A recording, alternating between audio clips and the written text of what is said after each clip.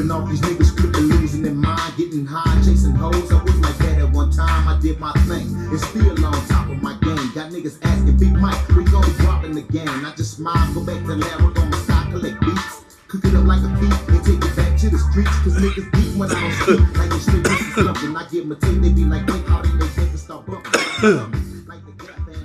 What's up, y'all? It's your boy Black Sean from Street Culture Entertainment, Street Culture TV. Before I start this video, I need y'all to like and subscribe.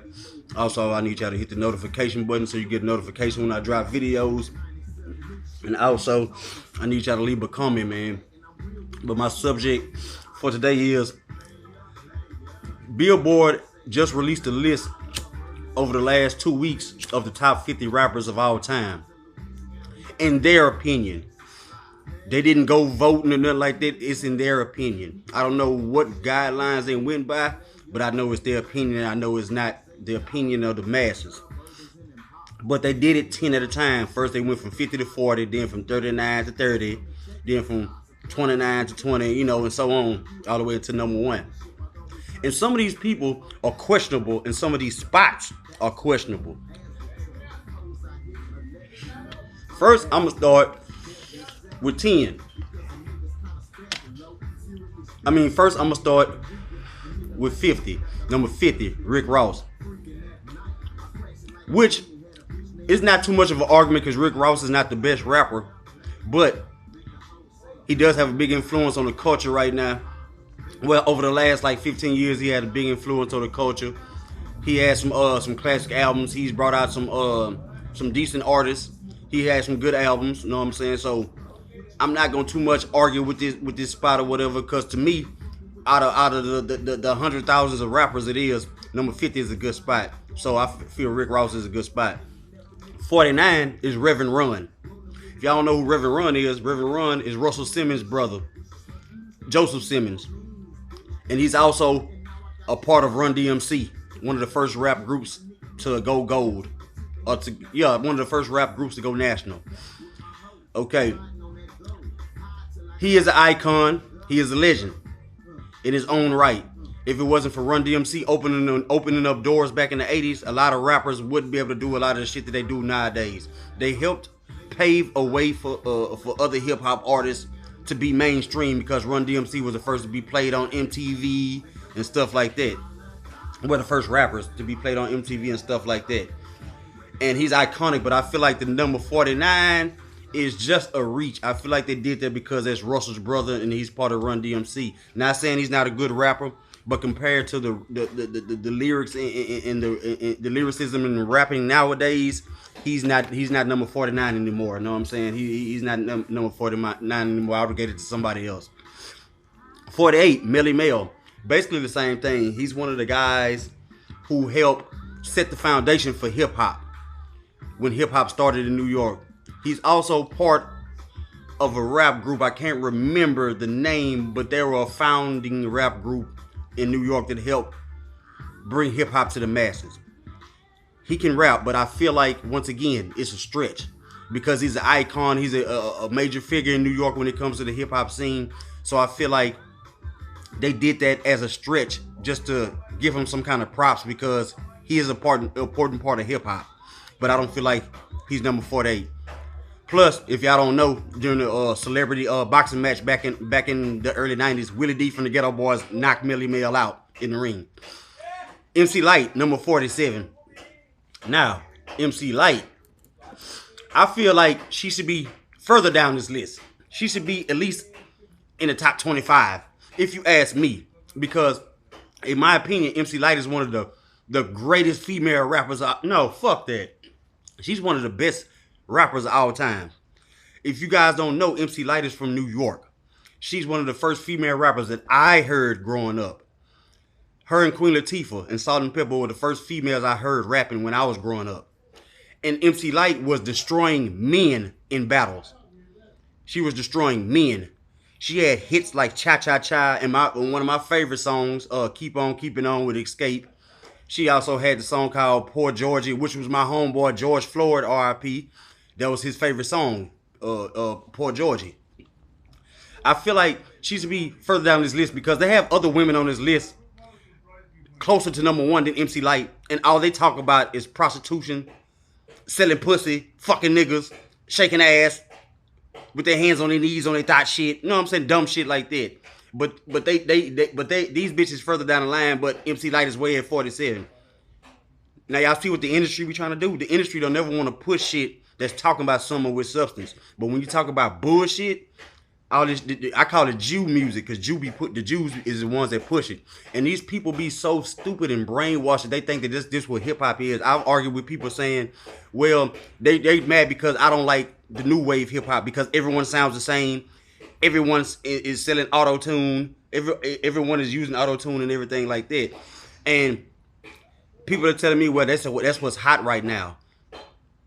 I don't give a fuck what's hot. I mean, a lot of dudes doing gay shit is hot right now, but do you see, you know what I'm saying? Am I supposed to participate in that? Okay then. And that's why I say the Jews push the bullshit. People think that this is real hip hop. So when you play real hip hop, they look at you like you crazy. But I refuse to be brainwashed with that dumbass shit that these little niggas spit nowadays, man. So therefore, MC Light should be further down this list, man. I don't care what nobody say. She should be further down this list. Okay, number 46. I can't see exactly who number 46 is. Number 45, Ice-T. I would have put him a little further down the list. I would have put him like at least, in the top 40. Because Ice-T was one of the first guys to spit gangster rap. And he was the first guy to make gangster rap, that spit gangster rap to the masses. He had a deal with Warner Brothers before NWA did. For you people that don't know, you need to do your homework. He just took off with the acting, and acting gave him a bigger platform and more money, basically. But he's a founding father of this gangster rap shit, man. Ice-T was that nigga, man. Ice-T was the only guy I knew that I read about that signed a record deal with no music. They gave him $1 million check with no music. The man asked him, you want this deal? Do you have some music for me? Ice-T told him, he was like, so if I have crack, he said something similar to the effects of, so if I have a product, you have to trust that I have this product. Otherwise, you don't want it. And they gave him $1 million deal right there without having no music. So I feel like he should be further down this list. Queen Latifah, once again, 44. I don't know how Queen Latifah is 44 and MC Light is number 47. 44, Queen Latifah should be top 30. That's just straight up. Because she's one of the first women I've seen that started acting and rapping at the same time, and was also spitting knowledge.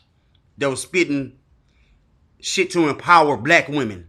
She wasn't spitting the bullshit, the regular shake your ass, I'm with this many men, different type shit like Megan the Cow and all them other hoes. You know what I'm saying? Queen Latifah actually stood for empowerment, black women empowerment, and she also stood for unity.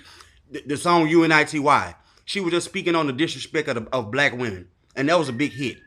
Like that right there in itself, to me, deserves to be in the top 30 right there.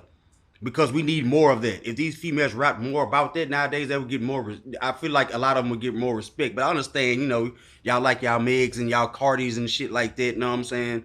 But when it comes to black women empowerment and real shit, it's like they don't want to hear it. Okay, number 43, Bun B. Bun B should be in the top 25. Anybody knows that. Bun B is from a group called UGK, Underground Kings, that consisted of Bun B and Pimp C. It also consisted of two or three other people before they got their deals and became known. But the main ones were Pimp C and Bun B. Now, everybody knows Bun B is one of the greatest lyricists of all time. Not just Southern lyricists of all time. They're from Port Arthur, Texas, an hour away from here, from Houston. Bun B had one of the greatest verses of all time. It's a top 3 verse, and I will argue anybody down. A song called Murder by UGK on the Riding Dirty album. Listen to the second verse. Listen to Bun B's verse. Anybody in the world will tell you that is one of the greatest verses and the greatest use of syllables of all time. Now, Bun B has been known to drop stellar verses through his whole career. There was a time in 05 and 06 when Pimp C was in prison, and Bun B had to hold it down for the UGK legacy. And this motherfucker was he was featured on everybody's shit. And he was killing everybody's shit. Rep Your City with Lil Jon. The grand finale with Lil Jon. Fucking man, I can't even much think. This is how we rock with terminology. This nigga was killing everything, man. Chunk of the Deuce with Lil Kiki. This nigga was killing everything, man. So, therefore, with that being said, Bun B has only dropped if I'm not mistaken, 4 solo albums and 1 mixtape called Not a Mixtape. And these were some of the greatest albums I ever heard lyrically and sonically, production-wise. So, I feel like he should be in the top 25 or top 30, man, because everybody knows Bun B lyricism. Number 42, Redman. I don't know how the fuck Redman is number 42. This is real disturbing to me. I don't understand how Redman is number 42. Now, Redman is from Newark, New Jersey, the Bricks. Redman was discovered when he was 17 backstage by EPMD. Him and his homeboys started rapping. And Redman was just quiet. He was just savoring the moment. So, Eric Sermon from EPMD was like, I want to hear what you got because you ain't said nothing. Redman spit and they were like, whoa. Eric was like, he told Parrish, you gonna get him? Because if you don't, I'm gonna get him. You know what I'm saying? And ever since then, it's been on. Redman had dropped numerous albums since 1990, 91. Yeah, 1990, 91. I remember the first album was called What? The Album. You know what I'm saying? That was my shit. Had Tonight's the Night on there. Bun B is, I'm sorry, not Bun B. Redman has also linked up and became a duo with Method Man, who was a part of the Wu-Tang Clan because they were so tight. And they complement each other the same way Styles P and Jadakiss do. These dudes complement each other. So, I feel like Redman should be further down this list. Redman needs to be further down this list. He needs to be like top 25 because he is just awesome on that mic. Oh, okay. Now, number 46. Now I see who it is. Number 46, Jadakiss. How the fuck is Jadakiss number 46? Why isn't he in the top 30? Jadakiss is part of the Locks with Styles P and Sheek Louch.